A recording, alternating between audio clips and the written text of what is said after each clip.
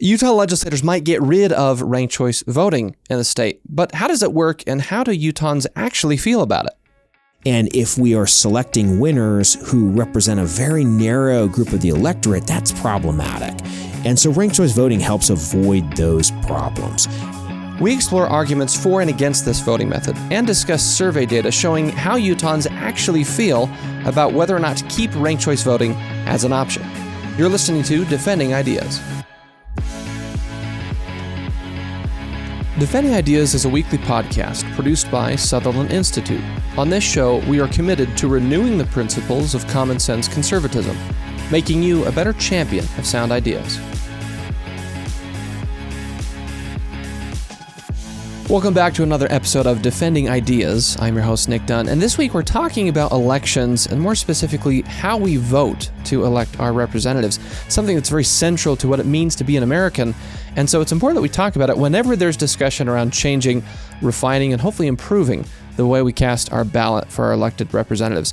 Today in the studio, I'm pleased to be joined by Josh Daniels. He's a former Utah County Clerk. He's actually administered elections, including the first ranked choice voting elections at the city level here in the state of Utah. And currently he's with Utah Ranked Choice Voting, and that's what we're going to be talking about today. Josh, thanks so much for being with us on Defending Ideas. Great to be with you, Nick. Thanks for having me on. So I'm excited to get into this because there's some legislation that's been moving through the state legislature recently, and we want to touch on that, but really talk about the broader issue of ranked choice voting, because, again, anytime we talk about how to make changes to how we elect our representatives, it's one of the most important things we do as citizens in this country, and especially in recent years where there have been questions, discussions, sometimes really frustrating discussions around elections policy. Right. It's important to get these conversations right. Yep. So I want to ask you first, just to give the overview for our listeners who may not be familiar, what is ranked choice voting and how does it work? Well, ranked choice voting is an innovation in today's elections that's actually existed for hundreds of years. In fact, in early America, local elections, instead of voting for just one or two candidates on a ballot of multiple candidates, you could rank the candidates, right? And so this is something that's been used in various contexts, and it's been used in modern era for about the last 20 years, particularly in local cities around the country. Basically, what ranked choice voting is rather than voting for just one person on the ballot, you get to rank all the candidates on the ballot from your favorite to your least favorite. And there's a way of counting that to determine who wins, with an eye on who's the consensus majoritarian winner. Oftentimes in elections, maybe the winner in a multi-candidate race with 3, 4, 5 people on a ballot wins with less than 50% of the vote. And so that less than a majority win is often what we call a plurality victory. This has happened notably in presidential campaigns where you have 3 or 4 candidates. I think about Ross Perot, for example, in 1992, who garnered a lot of votes. And, Bill Clinton, who ultimately won in 1992, won with less than 50% of the national popular vote. And so ranked choice voting simply helps to determine a winner with a majority outcome, more than 50%. So why would it be something we need now? I mean, I'm thinking from the standpoint of somebody who has voted, maybe someone who's spent decades voting and the process is familiar to them, and then along comes ranked choice voting, but you're saying it's not new, it's been around for a while. But if it is new to a voter, they might think, well, what's wrong with the way we've been voting? Why is there sort of this interest in this format? Are there benefits for it that maybe we haven't been realizing because we've been doing voting the traditional way? Yeah, I mean, a lot of it is that the traditional way is really simple, right? Just pick one name. And then it's like, well, there's 5 people on the ballot. I picked one name. The winner got 30%. It's like, well, that's kind of weird. 30% said yes, but maybe 70% said no. We don't really know because the other 70% voted for other candidates. So what ranked choice voting is sometimes called is an instant runoff voting. It's as if you're having multiple rounds of voting, like a runoff, as they do in some states in the South, notably Georgia, for example. But you can instantly do that runoff based on the ranked choices of the voters when they cast their ballot in ranked fashion. Well, so it kind of started in Utah because in the early 2000s, the Utah Republican Party actually used ranked choice voting at their conventions from time to time to speed up that multiple runoff round type voting that they do at the convention. And this is the most notable example is 2004, when John Huntsman and Nolan Karras kind of won the nomination or won spots in the primary election. But they narrowed that field of candidates from nearly a dozen down to just those two using ranked choice voting. One ballot, one moment of voting. And so in like fashion in Utah, the legislature said, well, we'd like to maybe use ranked choice voting in Republican primaries when there are more than two Republicans on the primary ballot.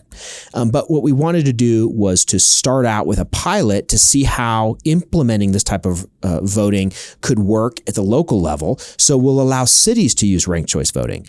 And it's actually worked out really well for cities for a variety of reasons. So that's kind of where it got its start. Can you talk a little bit more about some of the benefits, either from the city perspective?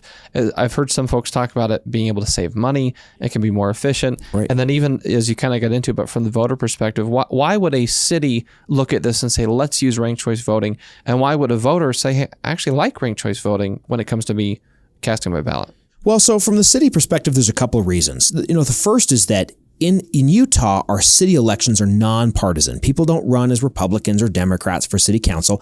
They all run as nonpartisan. But yet we still have what we call a primary and a general election, meaning that we have oftentimes an election in August and then another election in November. Well, that November election functions as what we might think of as a runoff election. See, in August, what happens is all the candidates are on the ballot. And if there's, let's say, 2 or 3 spots on the city council that are up for election, the voters can vote for 2 or 3 candidates.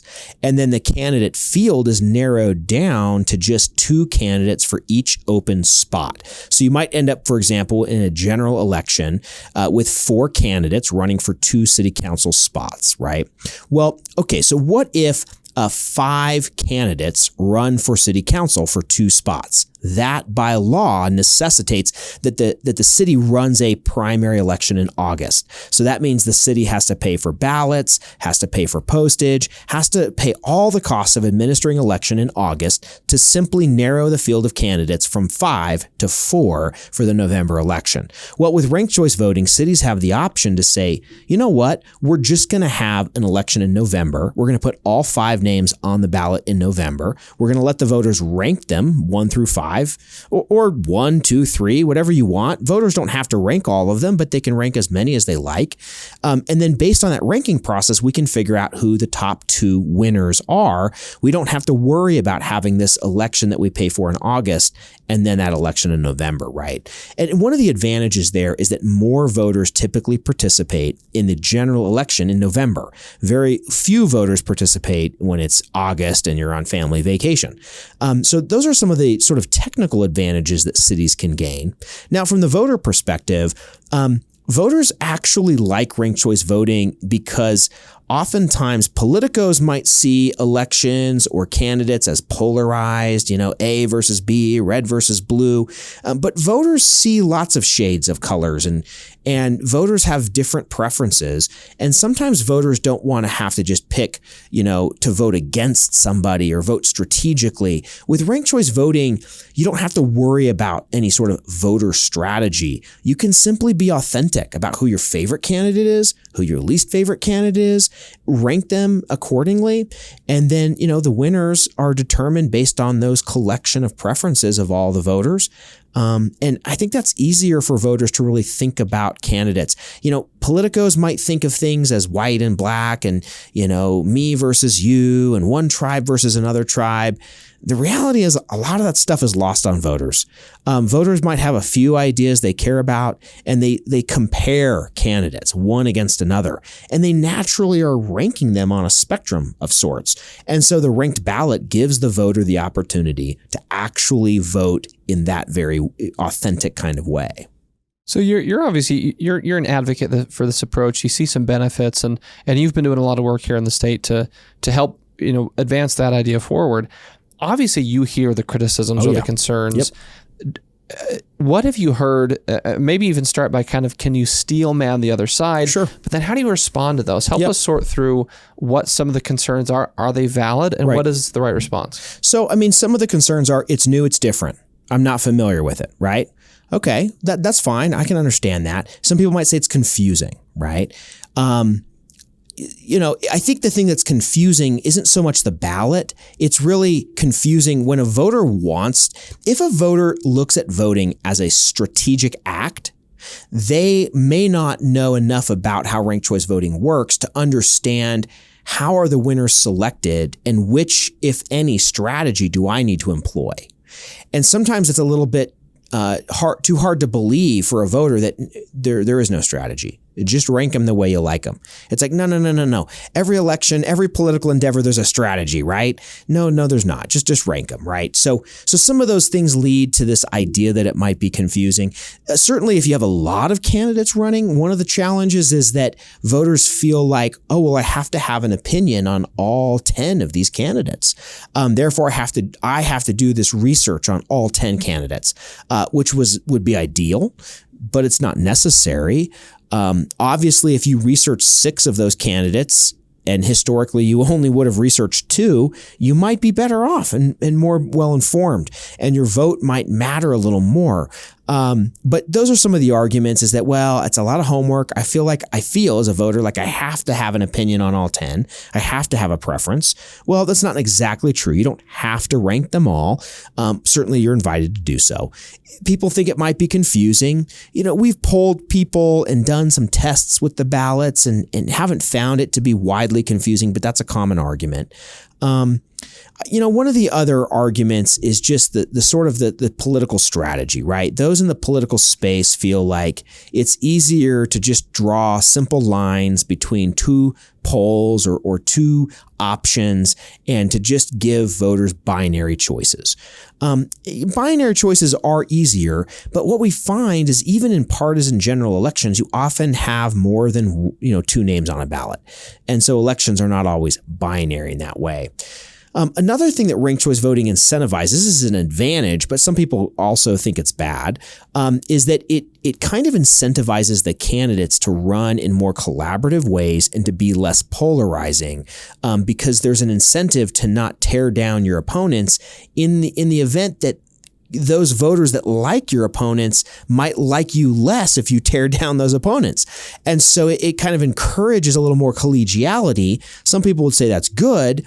Other people would say, well, that's kind of bad because now you're silenced. You're not going to speak the truth and you're not going to say the bold, critical things that you might want to say about the other candidate because you're afraid that maybe people will rank you last because they perceive you to be mean-spirited or something like that. So that's sometimes a criticism as well. And then, there's people that talk about the administrative side. And of course, I saw a lot of the administrative side of it. It was pretty easy for us. But there have been small jurisdictions around the country that didn't understand how to administer it correctly and made some errors. And that was unfortunate. So I think that's kind of a landscape of kind of some of those pros and cons. Where is the state of this today? You mentioned before that some cities have used it. It's kind of starting at the municipal level, right? Right. That's where it's working, at least in Utah, with this pilot program we have under the current legislation that's actually being debated. But where do you see it being most helpful? Is it certain levels of elections, certain types of elections? Is it kind of just let local governments decide? What would be the right framework for moving forward, how this should be considered, and for what kinds of elections in your view? Yeah, I really personally like ranked choice voting a lot. Think it's useful for all elections. Cities have found it useful to sort of do that general process versus the primary and general process, which is cheaper and cuts the time down of campaigning and the election season. So that's been useful. A lot of cities have tried it. We've got major cities like Salt Lake and Lehigh and Sandy that have used it over the years. There's even small towns like Genola and Goshen in Utah County who saved a few $100 or a few $1,000 and were able to set those dollars aside for other city priorities. There's been cities across 4 different counties that have tried it. Over 20 cities have used it either in the 2019, 2021, or 2023 municipal election year. But I think one place that it could be very useful is in primaries. We've seen in the Republican Party in particular, you often will get 3 or even 4 candidates for the Republican nomination, especially now that candidates can get into that primary using like a signature gathering process. And so I think in those scenarios, it makes a lot of sense for a party to consolidate behind the nominee that they believe is the sort of majoritarian consensus favorite. This happened famously in Virginia, where the Republican Party, in particular, they used ranked choice voting for their gubernatorial caucus or convention. It's what they called a distributed convention. Essentially, Republicans all around the state came together and voted in their local communities in ranked choice style. They nominated Glenn Youngkin, and he went on to win the general election. And a lot of people credit his general election victory to the fact that he was such a consensus favorite of the party because of that ranked nomination process. So I think that's a uniquely advantageous use of it. To finish off our conversation, then we're going to continue on this episode, dive a little deeper with some of our in-house expertise on this issue. But I want to mention a couple of polling results that we have recently released here at Sutherland Institute to help get a sense of how do voters actually feel about this, and then just gauge your reaction, see if that meshes with what you have kind of seen on the ground as you've been out advocating for this and having conversations with folks. I think the most striking number, so this is a survey of likely voters in Utah. We partner here at Sutherland with Y2 Analytics to regularly ask likely voters questions about major policy and political issues. When likely voters in Utah were asked about ranked choice voting, 60% said that they think that ranked choice voting should remain an option for cities and towns in Utah to use. So that's not saying that it's the best thing ever, we should all do it. It's just saying let cities have the option. Interestingly, there's a pretty even split in terms of partisan breakdown. It's 55% of Republicans, 55% of Democrats, and 71% of independents. So there wasn't really a partisan breakdown, which you might expect with something like this. And then when folks are asked individually, would you yourself be interested in having your city use ranked choice voting for you to cast your ballot? It's kind of evenly split, 51% yes, 41% or 49% no. And then the last thing I want to mention is that there seems to be support clustering around the city level, which is where things stand right now. But then also support increases when people actually have used ranked choice voting. An experience of using it tends to help people be more favorable towards it. So that's kind of the quick flyby. We'll, of course, link to this issue brief in the show notes for our listeners. But does anything surprise you about that data? Does it mesh with what you've seen on the ground? What's your reaction to kind of how Utah likely voters are saying, here's what we think about ranked choice voting? Yeah, I mean, it's actually surprising to me because I think most Utah voters have probably never heard about it and probably never used ranked choice voting. So for 60% to like it, that's actually quite surprising. That's a high amount of support. Certainly our experience in polling those that participate in ranked choice voting is that after elections that held ranked choice style races, we found in 2019 that nearly 80% of voters that participated liked it, wanted to continue using it. The last 2 cycles, 21 and 2023, over 60% of voters that used it liked it, wanted to continue using it. So that doesn't surprise me. But for likely voters more broadly who maybe haven't used it in their city, that's surprising to me. And the fact that it's not partisan, that's surprising too. There's been kind of a recent scare, if you will, among Republicans that somehow ranked choice voting is bad. And it's because there was this one Republican in Maine who was in Congress and lost to a Democrat using in ranked choice voting. Well, what they may not know is in that scenario, that district's a blue district. And that Republican had only won because the Progressive Party and the Democratic Party split the sort of majority left of center vote, if you will. And so the Republican was able to win, which if you're a Republican, that's kind of cool, I guess, but it's probably not sustainable. And that sort of cuts both ways. And as a Republican who's been involved in campaigns over the years, I've seen that play out in other states the opposite direction as well, where in a 3 or 4-way race, the sort of majority coalition might split itself and you might have a minority faction actually win. That's both one of the problems with sort of ranked choice voting or one of the assets is that at the end of the day, what ranked choice voting does is it tries to find who is the majority consensus winner. And if you're in the majority, that's good for you. And if you're in the minority, that's bad for you. And whether that's in a primary or in a general election, our existing plurality system favors potentially a minority winner, minority of the votes, right? And I think we want to govern with majoritarian support. At the end of the day, we want to feel like the candidates that we send into government office reflect the majority will of our community. That's something that's unifying. And if we are selecting winners who represent a very narrow group of the electorate, that's problematic. And so ranked choice voting helps avoid those problems. And the fact that voters are seeing the value in these surveys is surprising. I think it's a reason that cities ought to continue to pioneer it and utilize it. The last question I want to ask you is going back to a theme you mentioned with this idea of polarization. And you view ranked choice voting as a tool that can help reduce some of the polarization in our election cycle. I want to ask a more broad question about that as we wrap up for our listeners. If we're going out and we're getting into discussions and debates about just election trust in general, election security, things like ranked choice voting and should they be used, what are some things that you've seen in your experience that you think would be helpful to remind all of us that when we debate these things, we can do so in a way that is less polarizing, where we seek to persuade rather than polarize? I'm a huge fan of the Disagree Better initiative from Governor Spencer Cox here in Utah. So can we channel some of that into this, that even if someone's saying, oh, ranked choice voting is great, and someone else saying, well, I'm not so sure about it, help us sort of learn how to discuss this issue and other issues like it in a way that turns down the polarization, focuses on a real, genuine discussion? How do we do that?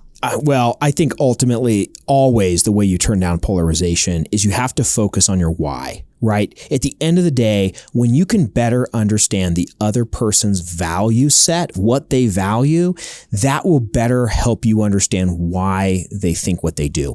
And I think too often we see modeled in the media the opposite of that. We see disingenuous arguments. We see arguments that are not focused on the whys. We see arguments that are ignoring the sort of underlying values that motivate people's opinions. The only way we're going to get past that is if we actually seek to understand other people prior to being understood ourselves, not speak at them, but speak with them and understand what values are motivating their sort of policy preferences, right?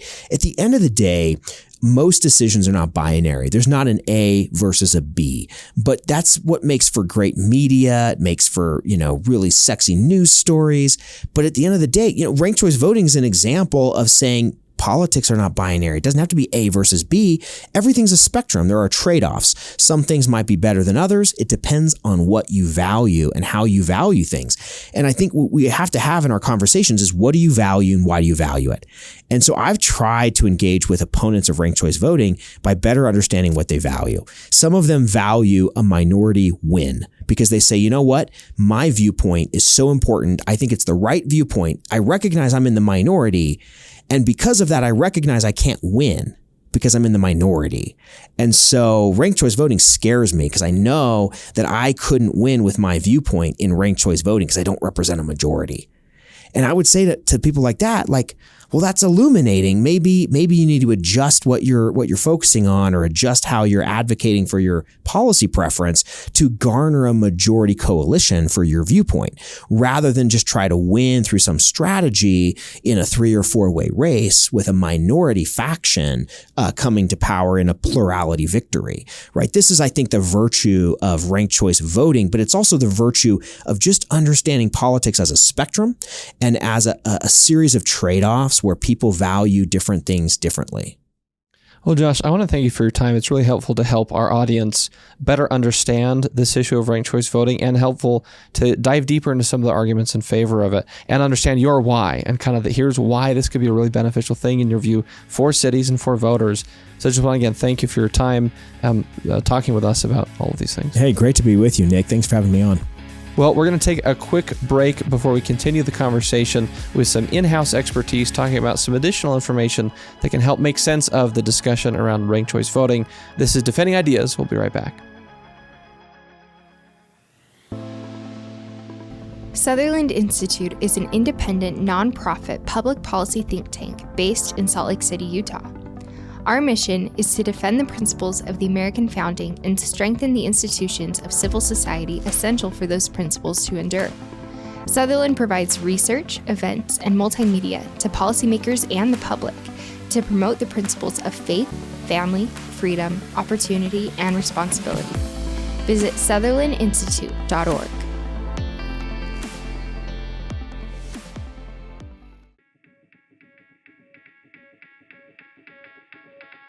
Welcome back to Defending Ideas. I'm Nic Dunn. We're continuing our conversation about ranked choice voting, what the legislature is considering changing with respect to how we vote in municipal elections, and what voters think about it.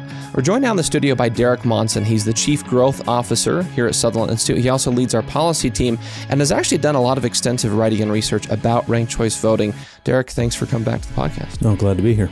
So, Derek, I want to follow up on our conversation with Josh. He's, of course, an advocate for ranked choice voting, but he gave us an overview of how it works, why in his view, there's some benefits for it. And I want to ask you about this, but first I want to see if we can give the audience a little bit of context around this issue. Sutherland has done some research that you wrote a couple years ago.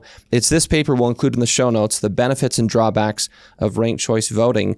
And so there's been a history where we've really been diving in to try and understand. For a lot of folks, this is a new voting method. Can you walk us through that process of initially, what were some of the questions at play about this new process? What were some of the pros and cons that you found in your research on ranked choice voting? Yeah, so at Sutherland Institute a couple of years ago, we wanted to learn more about this issue. The pilot program had been around for a couple of years at that point, and we didn't know a ton about ranked choice voting, so we thought, rather than come in and try to stake out a position and for or against, we thought it's going to be more beneficial if we can actually tease out some of the upsides and potential downsides of ranked choice voting as a system. So that's what this report was about. And some of the things we found on the potential plus side were that it could move an election that's maybe the lowest turnout election in the state, a municipal primary. And instead of having the narrowing of the number of candidates happen there, have that happen at the general election. So if you opted into the ranked choice voting pilot program, you could effectively get rid of your primary and have everything at the general election. And so that just means that a broader proportion of city voters and residents get to have a say, not only in who the winning candidate is, but how the last couple candidates are determined. So we saw that as an upside, and that has potential savings for election administration, which for cities can be, small cities in particular, they don't have huge budgets. That can be a benefit and a plus. Some of the potential downsides included things like, at the time and still a little bit today, we were in a situation where confidence in elections was being attacked and being undermined actively in some circles for partisan or electoral reasons.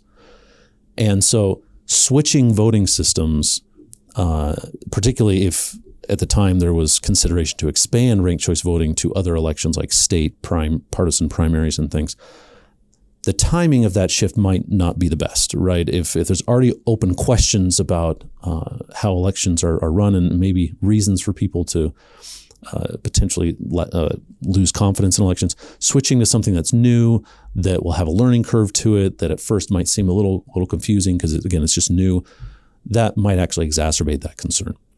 So those are a few of the examples. Ultimately, since then, we published this report in 2022. I think we've had enough time to look at how the system works in the municipal context, and there's enough benefit for cities that opt into it. Again, nobody's required to use this. So if a city sees an advantage in it, sees a benefit for their voters, a benefit for how elections are run and how the outcomes go in terms of how a campaign looks and how votes happen, then we ought to give them that option, because cities know best what their constituents want. And again, under the program, if they make that calculation wrong and the constituents or the voters in the city don't want this, then they can elect new people and get out of it. And some cities have actually done that. Others have stayed the whole time. So that's a perfect situation for this kind of option. So we don't have to mandate it, but we also don't need to take it away. Derek, one of the things that strikes me about this is that, when you work in or observe the world of policy debates, I think you can see that the idea of a pilot program can often be a very reasonable way to try something new. And I've seen this in many other government programs where instead of rolling out a massive new program to the entire state, you start with a pilot, you see what you can learn. If it works, you upscale it from there, or you allow other entities to upscale it. And just on the face of it, it seems to me that something like this is reasonable with respect to ranked choice voting, because there wasn't this decision of, well, let's just say every election in Utah from now on is ranked choice voting. That was decidedly not what happened. It started with, well, let's try it at the city level, or rather, let's let cities try it at their municipal level when they're electing folks, and then just see how it goes for a few years. We can learn from it. We can see what works, what doesn't. If cities like it and they want to keep it, maybe other cities never want to try it. Or if a city tried it and the residents hated it, as you said, they could kind of decide to go back to a traditional primary. Given that process has been in play for a few years, and that's a big reason we're talking about it now, is because there's this bill before the legislature to remove that pilot program. I want to ask you to expand on what you were just saying, that what have we learned from the pilot project or the pilot program? The number of cities that have been trying this, we have some experience now where voters are starting to know what this looks like in practice. What are some key things that the pilot has taught us, either in terms of just the practical application of it, or at principle, is it good to let cities be able to do this? I wonder if you can expand on that a little bit. Yeah, I think one thing that we've learned from it is as people use it and become familiar with it, they tend to like it more. It's not universal, but for instance, we recently released a poll, with Y2 Analytics on asking some questions about ranked choice voting, and the breakout of likely voters in favor of keeping the ranked choice voting pilot as a municipal option was 60-40 in favor. And then when it gets into people who've actually had experience with that system of voting, the support increases. Now, about a quarter of likely voters have actually voted in a ranked choice election. About half have not. And then there's others that were just not sure. And so among that quarter, when you ask them, should we use ranked choice voting in municipal elections, a lot more of them say yes than if they don't have experience with it. But that they also say, more of them say they want it in other elections if you ask them in state or federal and county elections. And so the point is, as people become familiar with it, there are a group of them that see an appeal to it and like what it either does to campaigns and how campaigns go, or they like the ability to express their votes in a more nuanced way. One thing that I've seen articulated that I think is resonates with me about ranked choice voting, because I live in a city that has used ranked choice voting, and is that it allows for more what you might call sincere voting. Instead of having to choose between two people, and if you don't like either of them, you're just choosing the lesser of two evils, you can choose the person who is just, according to your moral principles, according to your convictions, this is the person that I think I would like to vote for the most. And you're not, quote unquote, wasting your vote, even if that's a candidate who's not going to win, because then you can actually rank people beyond that, and allows you to kind of more fully express what your beliefs are in regard to who's going to lead your city. So I think that's a benefit, something that we've seen. And ultimately, I think we've also seen that it is not going to be a universal support kind of issue. So again, in our poll, even among those who had experience with it, there was a sizable minority that didn't like it. And if you go to the full kind of sample of likely voters, when they're asked, would you like to use this in your city or town? It was a near even split, 51-49, 51 in favor saying, yes, I'd like to use this for my city elections, 49 saying no. But that all points to making it an option and keeping it as an option, because it's not broad consensus one way or the other that it's either good and we ought to use it, period, or bad and we ought to get rid of it. Can I pinpoint something right there? It's kind of like saying if the Utah State Legislature were to propose a bill to say we're going to require every municipal government in Utah to use ranked choice voting, we would look at the evidence and say that's not a good idea. Alternatively, if they're saying we want no one to use it, we're saying that's probably not a good idea either. The evidence is such that there are some benefits. There's some positive experiences that voters are having when they use it, as you've outlined in the survey data, and we'll include our new issue brief in the show notes as well. But so it's kind of like saying everyone must use it or no one can use it. Neither of those are reasonable approaches, but would you say that just letting cities continue to decide if it works for them is sort of the reasonable middle path? That's the evidence-based path, I think. Whether the evidence is in the polls, like I just described, it's evenly split in some cases. Certainly, there's clear support in favor of keeping it as an option. So that points to that. But then, if you just look at the evidence of the experience of cities, if it was really bad, you wouldn't see any cities staying in it. They would all have jumped ship, right, and bailed. But about 10 cities or so have stayed in it. It started in 2019 was the first time it was used. There was 2 cities that used it then. In 2021, there were upwards of 20 cities that expressed interest. It turns out only 9 of those cities had elections where you would need it. So, for example, there are a lot of elections where people ran unopposed, particularly in smaller cities and towns. But their interest in it was to potentially save on a primary. They have small budgets in a small rural town. And ultimately, they didn't even need to use it. So you had about 9 cities in 2021 that used it. And then in 2023, it was a couple more than that, maybe 10 or 11. So, overall, you've actually seen the number of cities increase over time. And the fact that you still have a little core, again, it's not huge. There are hundreds of cities and towns in the state of Utah. But the fact that somewhere around 10 or a dozen, want to keep using it says that there is some good in this that people see. And again, why do we need to take that away? You got to remember, this was a choice made by the duly elected representatives of cities. And for principled constitutional thinkers, people who support the Constitution, that is a near sacred thing. The expression of the people's will through their elected representatives. That's what it means to be a republic. And so when cities are still signaling, some of them at least, we want to keep this, and the legislature has given that option to them, to then come in and revoke it, sometimes there may be a situation where that's needed. Problems are so big that it's beyond the scope of a city to deal with, or it's harming so many people outside the city that we just need to end this. That hasn't been articulated at all in this debate. It's simply typically been, well, I don't think I like ranked choice voting, or it could be something like, there's enough problems with this. I think we just ought to end it because it's a pilot program, and that's what a pilot program is for, without consideration of those constitutional and principle-based issues in an uniquely American way.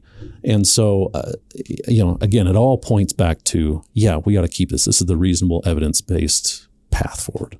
To that sort of constitutional principle point, I think that's something that often gets lost in these kinds of discussions, is the idea of local control is valuable. It matters. The famous quote we often reference in these conversations is, the government closest to the people tends to govern best for the people. And I think elevating that principle in these discussions is helpful. But I also want to ask that there's obviously a balancing factor, right? That if a city were to say, we want to elect our city council and mayor by throwing darts at a dartboard, or whoever's tallest, of course, I mean, those are silly examples, right? But of course there would be, whether it's those silly, crazy examples or some of the things that you outlined, there would be instances where it would be good and appropriate for a state legislature to come in and say, no, this shouldn't be the way that you guys are electing folks. So what would you say with RCV? What would need to be there in order for it to make sense in your mind for the legislature to say, well, let's not have this be an option for any cities anymore? I think it would need to be a situation like, so for example, if tabulating the results of a ranked choice voting is beyond the capacity of most cities to do themselves, so they have to ask their county to do it. If that was such a burden on counties that it requires a legislative body that oversees both of those entities to come and basically adjudicate and say, look, there's no county that wants to do this, and so we need to shut it down because it's not feasible. And even though you like it, it's creating burdens on others outside the city scope. Again, that's not happening. We actually have entities that are willing to do these tabulations. So it's lacking that beyond the scope of a city problem, or again, something that's so harmful. This doesn't really make any sense in the context of elections, so it's kind of silly. But if it was actually hurting people outside the city, so pollution, right? Like your pollution in your city hurts someone else in another city. That's where you might need someone to come in and say, whatever you want to do as a city needs to keep this in mind. But it doesn't. You're not doing that. Again, that's not an issue with ranked choice voting. It's completely contained to the people in the city where it exists. And so since those problems aren't there, not sure that there's a compelling reason to remove that choice that's been chosen by the will of the people in that city. I want to mention another specific example that sometimes I think folks who have concerns or questions about ranked choice voting might cite, and it's the Sandy City mayoral race, I believe in 2021, that there were some issues there. Can you mention that in the context of, was that a ranked choice voting issue or is it something else? Yeah, so what happened in Sandy is it was a very close mayoral election. You had the winning candidate ultimately wasn't in favor of ranked choice voting, but she ran in the election anyway. And the vote count was so close that there was a call for a recount, which is typically what happens when it's, within like a few tenths of a percentage point, for between the last two candidates. Because of the newness of the pilot program, there was some confusion about how do you do recounts, or do you have recounts at all? In fact, the Salt Lake County Clerk's office said there is no provision for a recount in a ranked choice voting election. Now, it turns out that was wrong. So that was a matter of confusion about the law, both from the city standpoint, because they didn't know how to deal with it, as well as from the county clerk, who should have known how to deal with it because they're election administrator of the county. And so you ended up having the lieutenant governor's office having to come in and say, yes, you can do a recount. Here's how you do it. And it's right here in the law. And there ended up also being a few tweaks to the recount process that came out of that were beneficial to, incrementally improve it. But ultimately, that was an issue of election administration that could exist under any election system. It wasn't how ranked choice voting tabulates or how you're required to vote under ranked choice voting. It was simply a matter of election administrator understanding of the law. Derek, the last question I want to ask you, I want to go back to the issue brief called Utahns' Views on Ranked Choice Voting, brand new survey data from Sutherland Institute, and mention a couple things, get your reaction to it. To help us frame how should we be moving forward on this issue, us as citizens and residents, when we're thinking about this, talking to folks, of course, helpful for our elected officials as they're making decisions. But just to recap some of the survey data that you've mentioned, and we talked about this with Josh as well in the previous segment, of likely voters in Utah, 60% think that ranked choice voting should remain an option for cities and towns in Utah. So it kind of aligns with what you're saying, which Josh mentioned this, and I would agree that whenever there's large majority for support for something among voters or likely voters, we should pay attention to that. Doesn't mean that automatically says, well, elected officials can't make other decisions, but it should be very informative to how we make these kinds of decisions.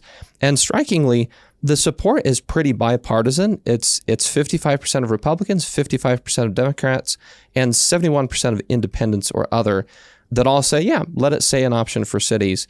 And to me, that screams that this is not a partisan political issue.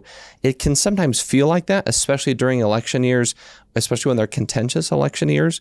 But I think it's helpful, the fact that this is at a municipal level, which are not these very intense partisan fights. And so the fact that you have this bipartisan support, it's majority support, and the support does kind of cluster around the city level, and as you articulated, those who have used it, the support increases. So all of these things, again, I think to your point, it points in the direction of letting this continue, letting cities have the ability to use this if they think it's good for their cities. Makes sense. Is there anything else from the survey data or the evidence on ranked choice voting we've seen so far do you think we really need to remember on this issue moving forward? Yeah, I think it's just to emphasize, the important thing is to emphasize that it is supported highly among certain groups, and that leads to a number of cities wanting to use it, and that it is not universally supported. So, for example, in this survey, there were two groups in particular that did not like seeing ranked choice voting in any context, regardless of their experience with it. And that was voters older than 65 and older, or voters with a high school education or less. And then among all other groups, they in particular supported it happening in city election contexts. And then if in one question we asked was, what statement kind of represents your views more, that you'd like to see your city officials chosen through a majority produced by ranked choice voting, because that's what it does. It always produces some majority. You can't win a ranked choice voting election with less than 50%. It's designed to prevent that kind of outcome. The other statement was, I just want to see the candidate with the most first place votes wins. And it was more or less evenly split when you account for the margin of error. There was 42% in favor of that latter statement, 37% in favor of the ranked choice voting majority, and about 21% that said that they didn't care. So again, that just points to there are divisions on this. But what there isn't division on is that this should remain an option. That is simply something that voters support, pretty much no matter how you cut up the data, with a few exceptions. And that is, like you said, that's something we should take seriously.